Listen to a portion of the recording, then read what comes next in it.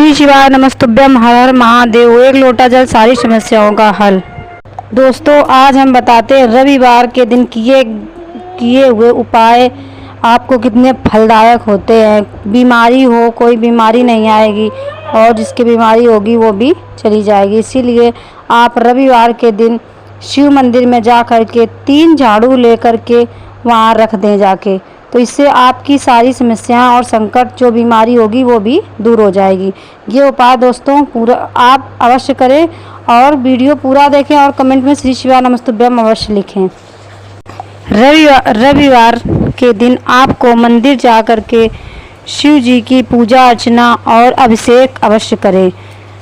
आपको शिव जी के ऊपर रविवार वाले दिन आपको दही और दूध से अभिषेक अवश्य करें। उसके बाद आपको एक लोटा शुद्ध जल से आपको बाबा को स्नान अवश्य कराएं और उसके बाद बाबा को रविवार वाले दिन पीला चंदन का त्रिपुंड अवश्य लगाएं और रविवार वाले दिन आपको शिवलिंग पर सफ़ेद पुष्प अवश्य समर्पित करना है। इससे आपकी सारे संकट और सारे कष्ट दूर होंगे। इसीलिए रविवार वाले दिन ये मान्यता होती है कि अगर आप सफ़ेद वस्तुएं, सफ़ेद पुष्प आप शिव जी को समर्पित करते हैं, इससे भी आपकी सारी मनोकामना पूर्ण होती हैं। इसीलिए आपको सफ़ेद अक्षत या सफ़ेद पुष्प शिव जी पर अवश्य समर्पित करें और आप शिव जी पर सफ़ेद वस्त्र भी समर्पित कर सकते हैं और जनेऊ समर्पित करें और आप उनको वस्त्र भी समर्पित करें। इसीलिए आपकी जो मनोकामनाएं हैं, कष्ट हैं, बीमारी हैं, सारी समाप्त हो जाएंगी। ये उपाय आपको रविवार वाले दिन सफ़ेद चीज़ों का अवश्य करें। इससे देखना कि आपकी सारी समस्याएं, कष्ट, संकट दूर होंगे। हो सके तो आप जो सफ़ेद शिवलिंग होता है उसकी ही पूजा करें रविवार वाले दिन, तो और भी ज़्यादा इसका फल मिलता है।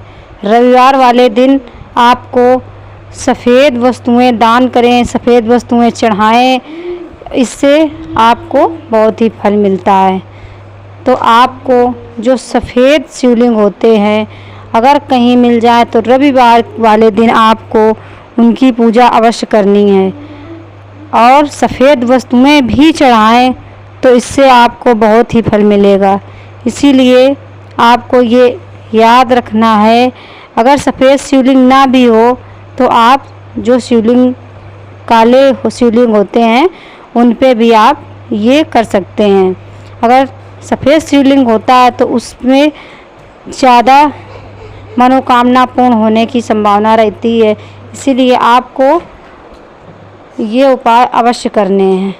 कोई भी शिवलिंग हो, ये उपाय आप अवश्य करें। इससे बहुत ही जल्दी लाभ मिलेगा और सारी मनोकामना आपकी पूर्ण हो जाएंगी। और रविवार वाले दिन आपको शाम को जब प्रदोष काल हो तो बाबा के मंदिर में एक दीपक अवश्य लगाना है। वो भी अगर बेलपत्री हो तो बेलपत्री के नीचे, अगर बेलपत्री ना हो तो बाबा के चौखट पर एक दीपक लगाएं। वो भी देसी गाय के घी का दीपक और गोल बत्ती का दीपक ही लगाएं। लंबी बत्ती का दीपक बाबा के मंदिर में प्रयोग ना करें, क्योंकि जो माताएं होती हैं उनके पूजन में लंबी बत्ती का प्रयोग किया जाता है और मंदिर में शिवलिंग के सामने आप गोल बत्ती का ही प्रयोग करें।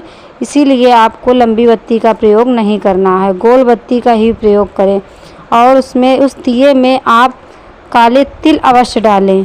इससे भी आपके जो शत्रु होते हैं वो भी समाप्त हो जाते हैं और अपार धन की प्राप्ति होती है और जो बीमारी होती हैं वो भी समाप्त हो जाती हैं। तो ये आप अवश्य करें, इससे भी बहुत ही फल मिलता है।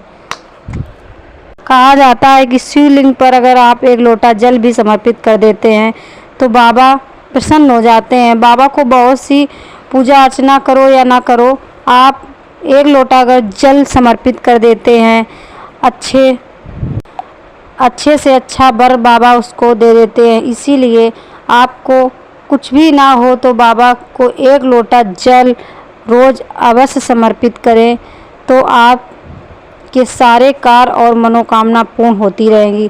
इसीलिए आपको ज़रूरी नहीं कि मंदिर अगर दूर हो तो आप अपने घर में ही शिवलिंग एक छोटा सा लेकर रख लें और आप उनकी पूजा अर्चना करें। जिसके घर में एक शिवलिंग होता है उसके घर में कोई बड़ी बीमारी या कोई समस्या नहीं आती है। इसीलिए सभी लोगों के यहाँ एक छोटा सा शिवलिंग अवश्य रखना चाहिए। अगर आप मंदिर ना जा पाएँ तो उस शिवलिंग की पूजा आप घर में कर सकते हैं। इसीलिए आपको एक छोटा सा शिवलिंग घर में ही रखना चाहिए। दोस्तों, वीडियो अच्छा लगे तो लाइक सब्सक्राइब अवश्य करें और कमेंट में एक शिव जी का प्यारा सा नाम अवश्य लिखें, क्योंकि बाबा का नाम लिखने से ही सभी पापों का नाश हो जाता है। इसीलिए आप अपने हाथों से एक लाइक और बाबा का नाम अवश्य लिखें। इससे भी बाबा बहुत ही प्रसन्न होते हैं और सारे पाप आपके नष्ट होते चले जाते हैं और सारी मनोकामना आपकी पूर्ण होती चली जाती हैं। इसीलिए आपको बाबा का नाम ज़रूर लिखना है। और मंदिर में जब जाएं पूजा करने तो वहाँ थोड़ी देर बैठकर ही आना है। आप ये नहीं कि पूजा हो गई और आप वहाँ से तुरंत चले आएँ। आपको वहाँ बैठकर श्री शिवाय नमस्तुभ्यम का जाप अवश्य करना है। ये आप बहुत अच्छे से याद रखें, क्योंकि मंदिर में थोड़ी देर 5 मिनट ही आप अवश्य बैठें, क्योंकि बाबा के सामने जितनी देर ही रहेंगे तो बाबा आपकी जल्दी सुनेगा।